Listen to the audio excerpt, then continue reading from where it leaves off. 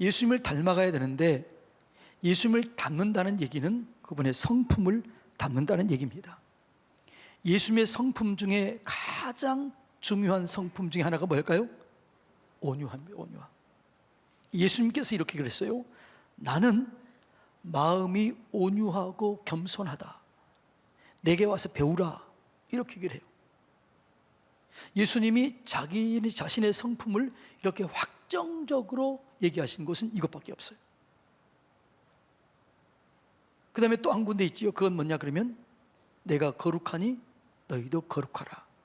이런 삶을 얘기하고 있는 거죠. 자, 마태복음 11장 28절로 29절 한번 읽어볼까요? 수고하고 무거운 짐진 자들아 다 내게로 오라. 내가 너희를 쉬게 하리라. 나는 마음이 온유하고 겸손하니 나의 멍에를 메고 내게 배우라.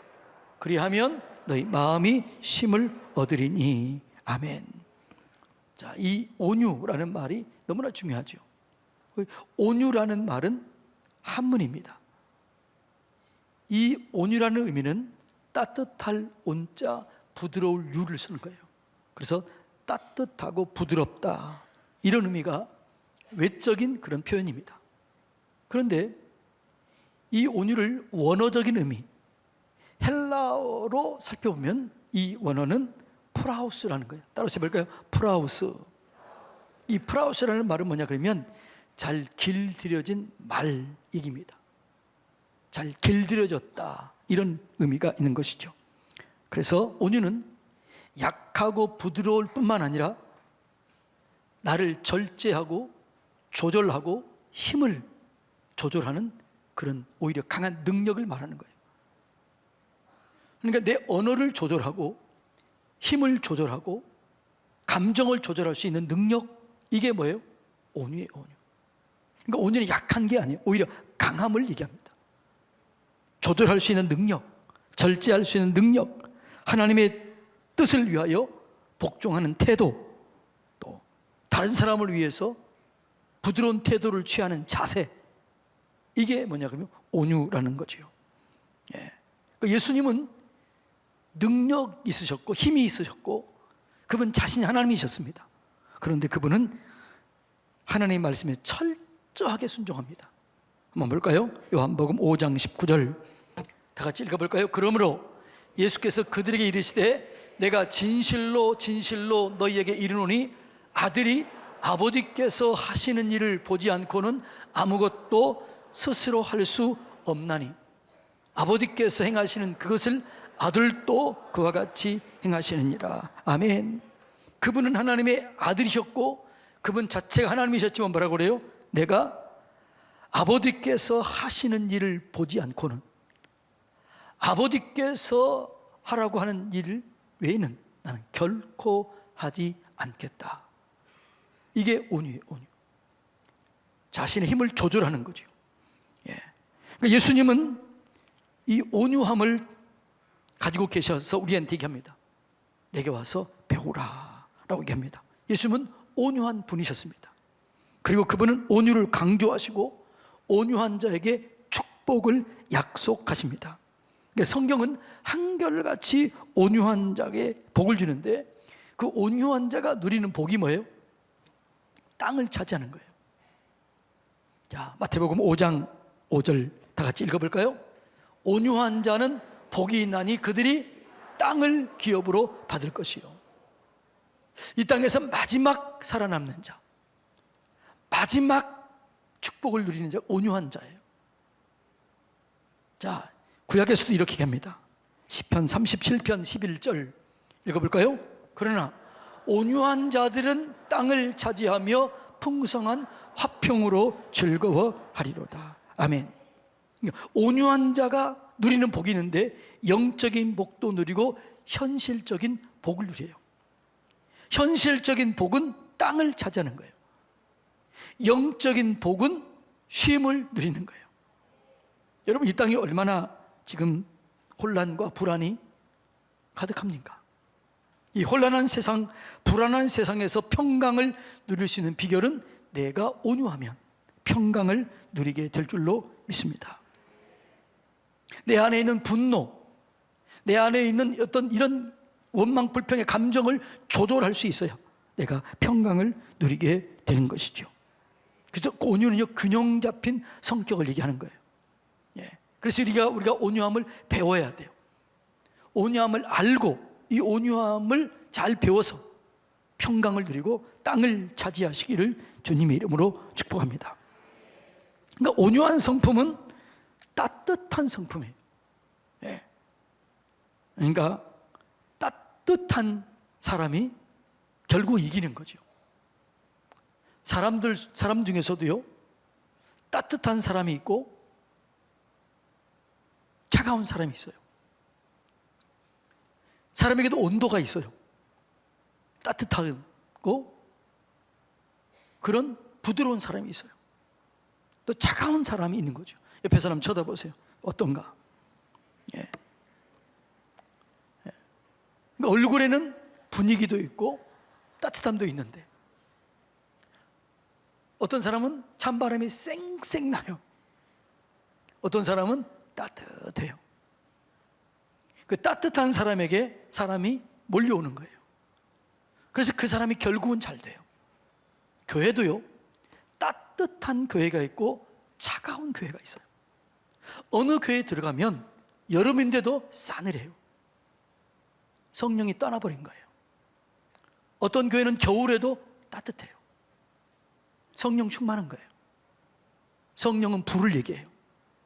성령이 임하는 교회는 따뜻하고 따뜻한 교회는 부흥이 일어나게 되는 거예요. 가정도 따뜻한 교회는 치유가 일어나요. 회복이 일어나요. 근데 그러기 위해서는 뭐라고요? 힘 조절을 잘해야 돼요. 아내들이요, 여러분 남편에게 할 말 다 합니까? 아니면 조절해서 위로하고 격려하고 칭찬의 말만 합니까? 대답이 없어요. 남편들이요, 아내에게 어떤 말을 하나요? 따뜻한 말, 위로의 말, 격려의 말, 살리는 말 하나요? 그냥 쏟아내나요? 온유함은 절제하는 거예요. 힘을 조절하는 거예요. 따뜻한 거예요. 그래서 그런 교회가 회복이 되고 그런 가정이 회복이 될 줄로 믿습니다. 따뜻함 가운데 생명이 소생하는 거지요. 요즘에 봄입니다. 찬바람이 쌩쌩 불면 어떻게 해요? 나왔던 싹 텄던 것도 다시 들어가요. 그런데 따뜻한 바람이 불면 싹이 틉니다. 꽃이 핍니다. 생명이 소생합니다. 하나님이 원리가 그렇다는 거죠. 여러분의 가정, 여러분 셀, 여러분 우리 교회가 따뜻해지기를 주님의 이름으로 축복합니다. 따뜻한 얼굴, 따뜻한 미소, 따뜻한 말, 따뜻한 표정. 자, 여러분 다시 여러분 옆에 쳐다보고 가장 따뜻하게 한번 쳐다봐 주세요. 네. 그런데 혼자 외롭게 딱 보는 사람 계셔. 얼마나 외롭겠어요. 네. 그러니까 성경은 온유하면 따뜻함이라고 얘기해요. 우리 교회가 따뜻한 교회가 되기를 주님의 이름으로 축복합니다. 이 셀 나눌 때 어떻게 해야 돼요? 따뜻한 표정이 있어야 돼요. 부드러운 표정이 있어야 돼요. 네. 그래서 온유하다는 것은 따뜻하고 부드럽다 이런 얘기예요. 살아있는 것들은 다 따뜻하고 부드럽습니다. 그러니까 따뜻함과 부드러움이 살리는 거지요. 부드러움이 언제나 이겨요. 여러분, 혀하고 이빨이 싸우면 누가 이길까요? 저는 이빨은 빠졌다는 얘기를 들었지만 혀가 빠졌다는 얘기를 들어본 적이 없어요. 그러니까 이빨이 강한 것 같지만 사실은 누가 이겨요? 혀가 이기는 거죠. 부드러움이 이기는 거예요. 저는 동물의 왕국을 좋아하는데 동물의 왕국 보면요, 최상위 포식자가 멸종할까요? 아주 연약한 초식 동물이 멸종할까요? 안 봐서 모르죠. 우리가 언뜻 생각하면 최상위 포식자가 세상을 지배할 것 같아요. 그런데 최상의 포식자는 거의 멸종에 가깝게 돼요. 근데 초식 동물은 계속해서 멸종하지 않고 살아납니다. 여러분, 이게 그래서 성경은 뭐라고요? 우리 이 온유함, 부드러움을 가지라고 얘기합니다. 예수님은 언제나 따뜻해요. 예수님은 부드러워요. 현장에서 가늠하다 잡힌 여인을 예수님께 데려옵니다. 분노가 차서 성난 군중들이 여인을 끌고 옵니다. 끌고 와서 뭐라고 그래요? 돌로 치려고 하면서 이 여인을 어떻게 해야 되느냐? 모세의 율법에는 돌로 쳐 죽이라고 그랬는데 당신 그렇게 사랑을 말하더니 어떻게 해야 되냐? 이렇게 얘기를 해요. 그때 예수님이 그 성난 군중들을 따뜻하게 부드럽게 마음을 가라앉힙니다. 어떻게 해요? 글을 써요. 마음이 누그러집니다. 그때 이렇게 얘기를 해요. 누구든지 죄가 없는 사람이 돌로 치라. 얼마나 부드러워요. 근데 사람들이 하나씩 하나씩 돌을 놓고 떠납니다. 그때 예수님이 뭐라고 그래요? 나도 너를 정죄하지 않겠다. 다시는 죄를 짓지 마라. 이 여인이 다시 그 죄를 지었을까요? 안 지었겠죠. 그는 치유되었습니다. 회복되었습니다. 살아났습니다. 죄를 이길 수 있는 능력을 갖게 되었습니다. 이게 온유라는 거예요. 온유함의 대표적인 사람이 오늘 본문에 나온 이삭입니다. 이삭은 하나님 말씀에 순종해서 블레셋 땅에서 농사했더니 모든 다른 사람들은 다 망하고 흉년이 들었는데 이삭만 100배의 축복을 받은 거예요. 100배의 축복을 받아서 다른 사람이 시기할 만큼 강한, 안 그래도 강했는데 더 강해졌습니다. 그러자 사람들이 어떻게 해요? 시기하고 질투해서 아브라함이 팠던 우물을 다 메꿔버립니다. 그리고 떠나라고 얘기해요. 그때 이삭은 그 사람들을 이겨낼 수 있는 힘이 있었어요, 없었어요? 예? 힘이 있었지요. 너가 우리보다 너무 강하다. 떠나라고 얘기한 거잖아요. 힘이 있었다는 거지요. 그때 이삭은 다투지 않습니다. 예. 다툴 때 피합니다. 쫓아오면 양보합니다. 그리고 그것을 떠나서 다른 곳에 우물을 팠더니 거기 또 우물이 콸콸콸콸 쏟아지는 거예요. 놀라지도 않아요. 이스라엘에서 우물 하나가 터졌다는 얘기는 그냥 금광이 하나 터진 것과 똑같은 거예요. 그래서 우물이 난 또 쫓아와서 또 시비를 겁니다. 그때 이삭이 또 피합니다. 양보합니다. 그리고 그 우물 이름을 이렇게 짓습니다. 에색, 다투었다. 나는 다툼을 선택하지 않으리라. 그리고 그 이름을 에색이라고 이름 짓고 또 옮겨요. 근데 또 옮겼더니 거기서 또 뭐가 나와요? 이야기 몰라요? 또 우물이 정말 좋은 우물이 나오는 거예요.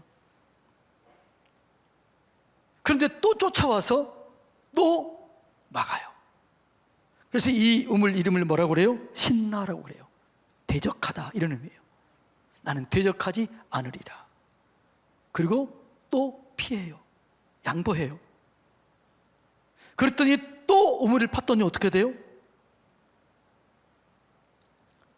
우물이 또 더 좋은 우물이 나오는 거예요. 그래서 이 우물 이름을 뭐라고 그래요? 르호봇 이렇게 하잖아요. 오늘 성경에 나왔잖아요. 읽었잖아요.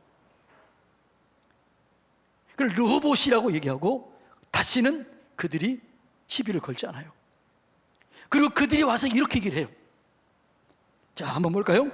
26장 28절 29절 그들이 이르되 여호와께서 너와 함께 계심을 우리가 분명히 보았다. 와, 뭐라고요? 하나님께서 너와 함께 계심을 우리가 분명히 보았다. 우리 사이 곧 우리와 너 사이에 맹세하여 너와 계약을 맺으리라. 그 다음에 이렇게 얘기해요. 너는 우리를 해하지 말라. 이는 우리가 너를 범하지 아니하고 선한 일만 내게 행하여 내가 평안히 가게 하였음이니라. 뻥 치는 거죠. 이게 뻥이잖아요. 쫓아냈잖아요. 그리고 뭐라고 그래요?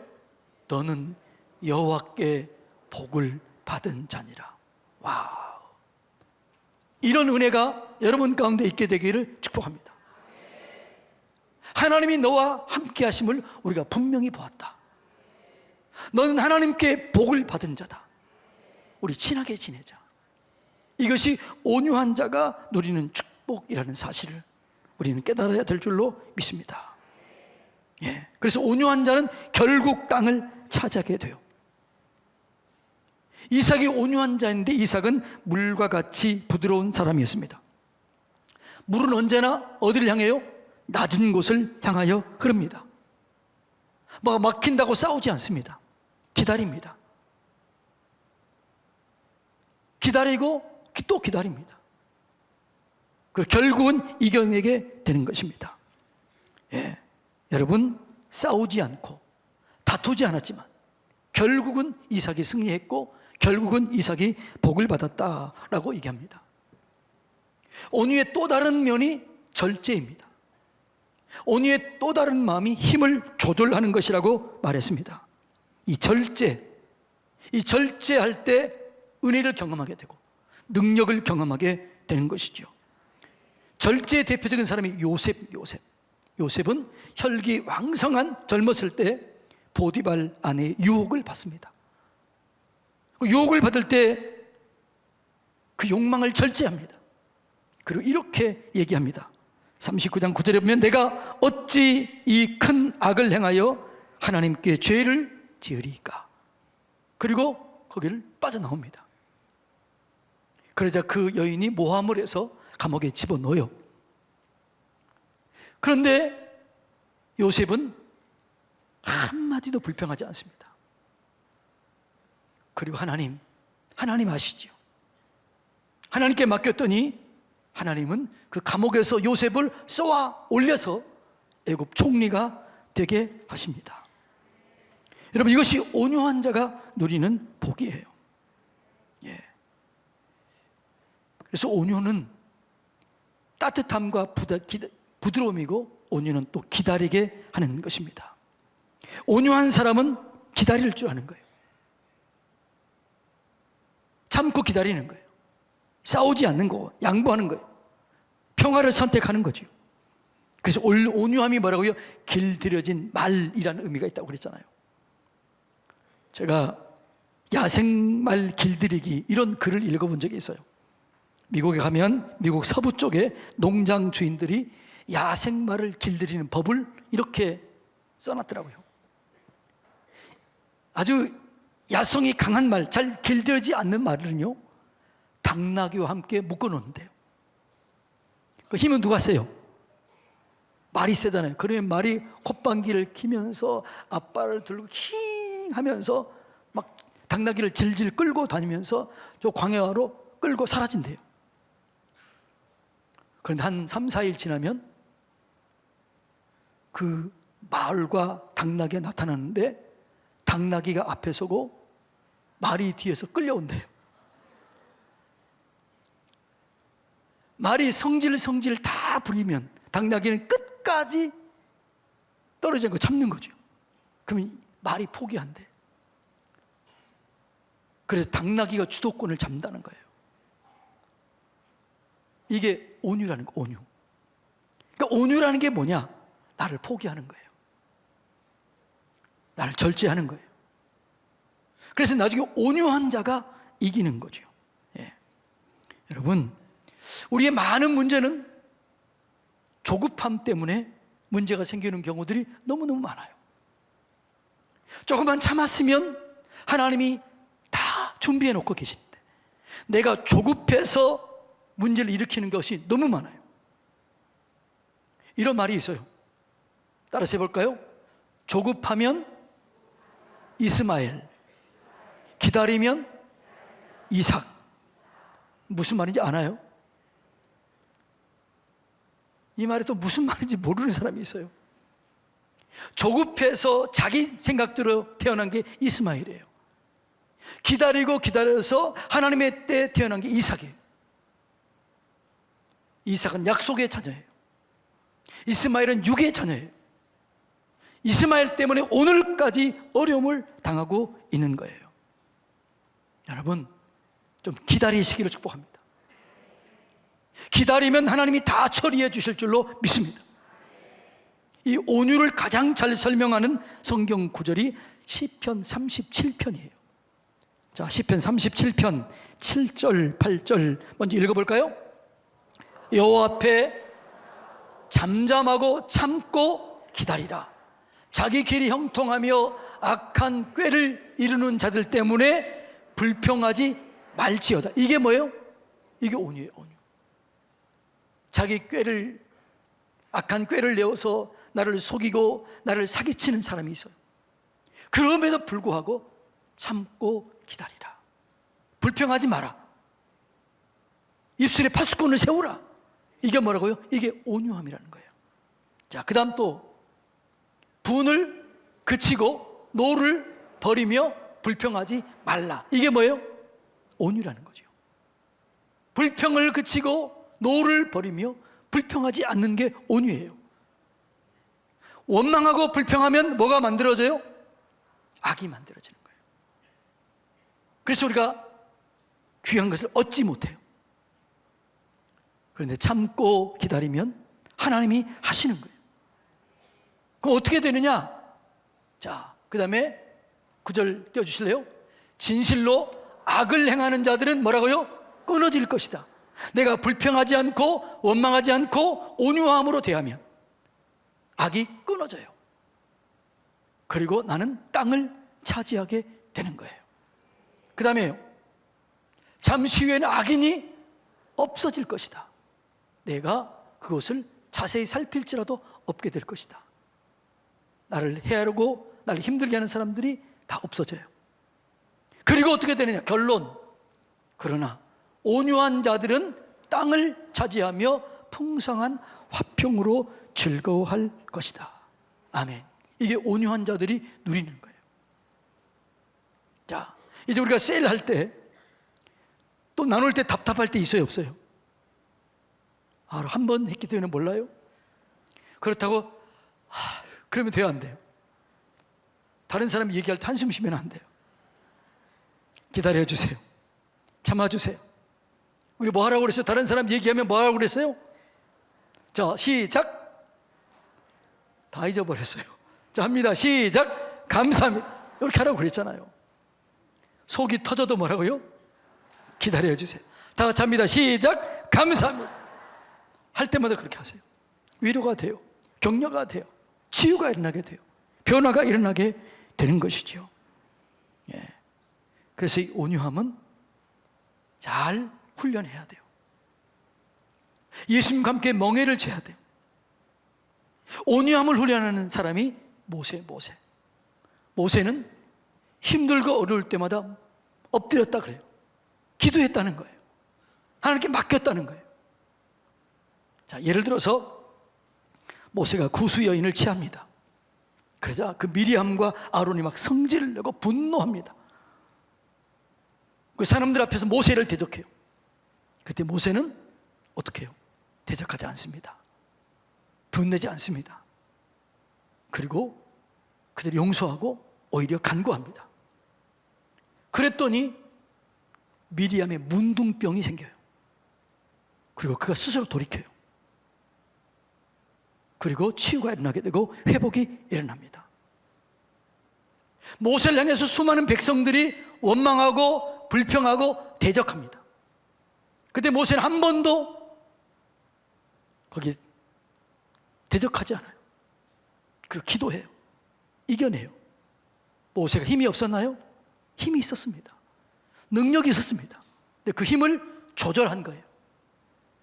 권력을 조절한 거예요. 자신을 공격하는 자를 위해서 보복하지 않고 용서한 거죠. 예. 이게 온유라는 거예요. 예수님은 12군단을 데리고 와서 자기를 해하려고 했던 사람 다 죽일 수 있었습니다. 그런데 참아요. 십자가를 져요. 그리고 부활의 영광을 경험합니다. 이것이 예수님의 온유예요. 지금 이 나라, 정말 필요한 게 뭘까요? 이런 온유함의 마음이에요. 너무나 시끄러워요. 그때 우리가 예수님의 모습, 예수님의 성품을 보여줄 때 이 나라가 안정되게 될 줄로 믿습니다. 여러분, 가정이 살리는 가정 되기 위해서는 언어를 절제해야 돼요. 감정을 절제해야 돼요. 여러분, 셀이 살아나기 위해서는 언어를 절제해야 돼요. 감정을 절제해야 돼요. 그것이 뭐예요? 온유예요.